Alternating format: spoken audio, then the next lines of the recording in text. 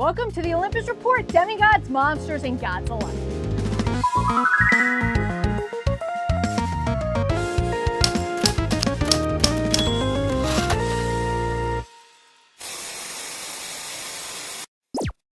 Before we jump into this video, I wanted to give you an extra spoiler warning. If you have not read Percy Jackson, The Heroes of Olympus, The Trials of Apollo, and Magnus Chase, back out now. Also, I wanted to give a warning that some of the scenes talked about in this video are a little gruesome and may be hard to listen to. Alright, let's jump right into the video. RiordanVerse knows how to make us smile, cry, and utterly rip our hearts out. He has a knack for killing some of our favorite characters, but these in particular were a little extra brutal. It made me going, wow, that's in a kid's book? So here's my pick for the top 5 most brutal deaths in the RiordanVerse.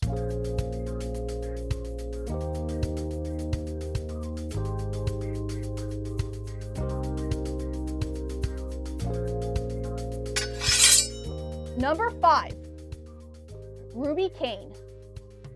One of the most horrible ways to die? By fire. Well, imagine being burned from the inside out. That's what happened to Ruby Kane, the mother of Carter and Sadie.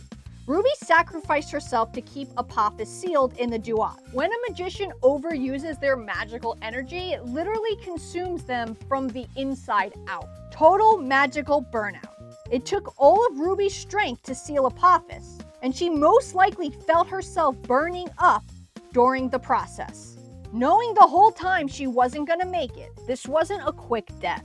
This was slow and drawn out. I can't even imagine how painful that must have been. Number 4, Octaven.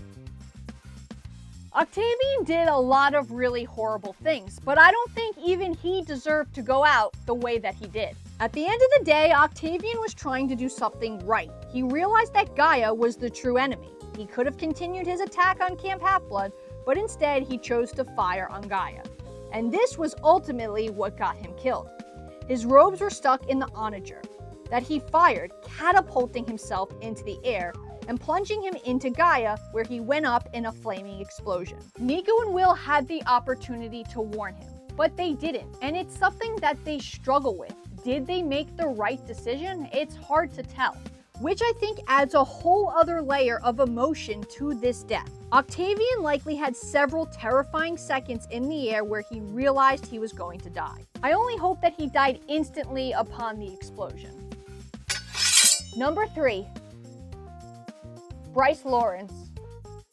Bryce Lawrence was an exiled member of the Legion and had one of the craziest deaths in the entirety of the RiordanVerse. He was killed by Nico D'Angelo, and Nico doesn't even remember it. And one could say Bryce definitely deserved it, but it doesn't make it any less brutal. Bryce Lawrence had the life literally drained from him, had his soul ripped from his very essence, until he was just a shell, a wandering spirit. Can you imagine what it must have felt like to feel the life leave your body?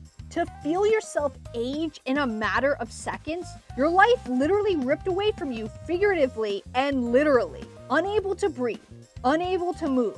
That's not only brutal, that's just super dark.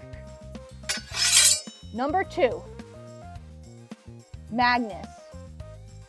What a way to start a book series, killing your main character in the first chapter. I mean, yes, he does come back as an inheritee, but he still had to live or die a very brutal death. Have you ever been hit by a baseball? Well, I have, and that thing hurts. Now imagine getting hit with a concrete baseball the size of a bowling ball. Now imagine that it's on fire and you not only got hit with it, but it goes right through your stomach, like in one side and out the other. Well, that's what happened to Magnus, but wait, it gets worse. As he's bleeding to death from the hole in his stomach, he's thrown off a bridge and into a river. So now he's bleeding out and drowning. Like, oh my gods, I can't even imagine how much pain he must have been in, while also feeling your lungs fill with water. Talk about brutal.